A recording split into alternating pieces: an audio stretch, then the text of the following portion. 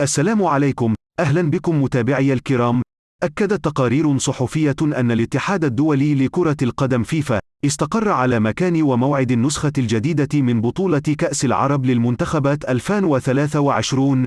وبحسب تقارير إعلامية، قررت الفيفا إسناد تنظيم بطولة كأس العرب 2023 لدولة قطر للمرة الثانية على التوالي، على أن تقام بمشاركة 16 منتخبا في الفترة من 30 من نوفمبر وحتى 18 من ديسمبر 2023.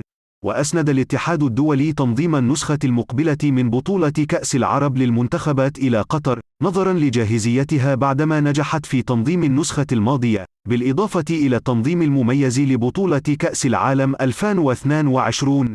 يذكر أن النسخة العاشرة من بطولة كأس العرب للمنتخبات، التي أقيمت في ديسمبر 2021 بقطر، نظمت لأول مرة تحت رعاية الاتحاد الدولي، وأحرز لقبها منتخب الجزائر على حساب تونس.